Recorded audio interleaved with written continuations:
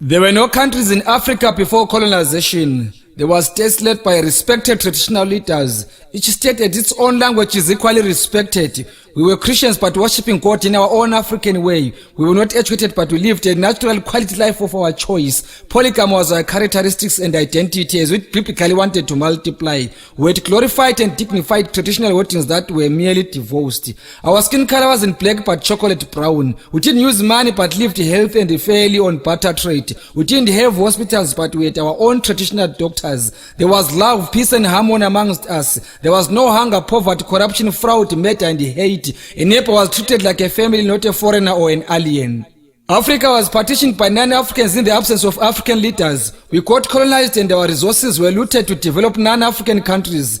We were pushed to arid and infertile lands infected with tsetse flies and mosquitoes. Our skin color was tanned black and linked to evil. We were called barbaric blacks, baboons, monkeys and kafirs in our homeland.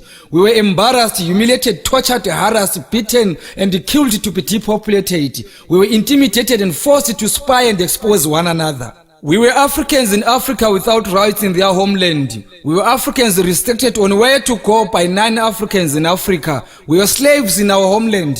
Our forefathers stood up and fought. We won and got back Africa to us. We called it independence, democracy and freedom. African independence didn't come alone. HIV mounted on us. Poverty heavily came on us. Unemployment fell on us. Chaos blossomed to us. Cancer carried away our lives.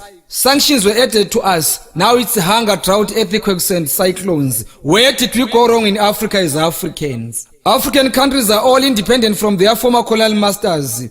Where are the fruits of independence, if I may ask? We now worship God in a non-African way. We are no longer polygamists, we are lesbians and gays. Sodom and Gomorrah was brought to us in Africa by non-Africans. African identity has been suppressed and diluted, polluted and converted. We Africans support non-African football clubs more than our own African teams. English, Portuguese, Spanish and French are our official languages at the expense of our own Bantu languages. We collectively fought together as Africans during our liberation struggle. We were not using visas, passports, emergency traveling documents, permits and asylums. What happened to our unity and togetherness? An African needs a passport and sometimes a visa to visit an African country. An African is annually given 90 days of staying in an African country. An African needs a certain amount of money to be granted permission to visit an African country. An African needs a study permit to start in Africa. An African needs a residential permit or an asylum to stay in Africa. An African needs a work permit to work in Africa. African speaks non-African languages more than their own African languages. Africans are called refugees in Africa while non-Africans are called tourists. Africans are called poachers in Africa while non-Africans are called professional hunters. Products manufactured from African products are unaffordable to Africans.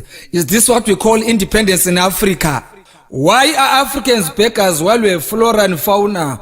Why do Africans need non-Africans to solve their own African problems? How many Africans have solved non-African problems? How many African leaders have sensitive posts like security in United Nations, and why? Is SADC and OAU helpful to Africans or is a toothless bulldog? Why do Africans hate one another? Why are Africans herbs rejected to cure Africans while non-Africans tablets cure Africans? Why are late African men called demons while their surnames are still in use?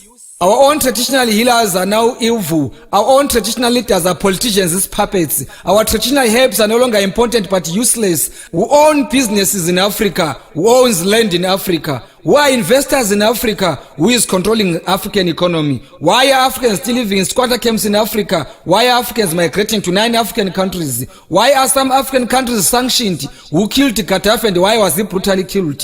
How far has Libyan economy improved after Gaddafi's brutal assassination? Where is African independence?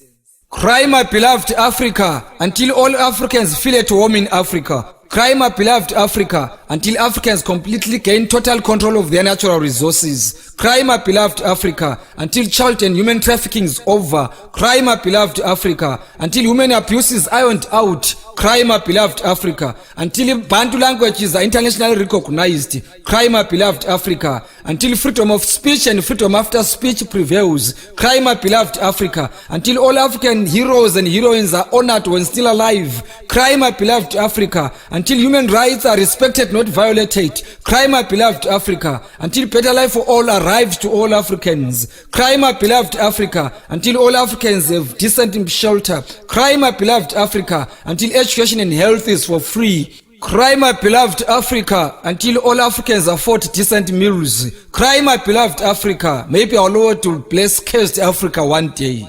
I'm not an African politician, but an African patriotic poet.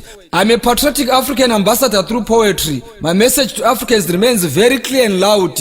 My message to Africans remains poetic, not political. I'm not against non-Africans, but I advocate for African unity and peace. I won't keep quiet until all Africans wake up, smell coffee, and get united. I am Obed Dube.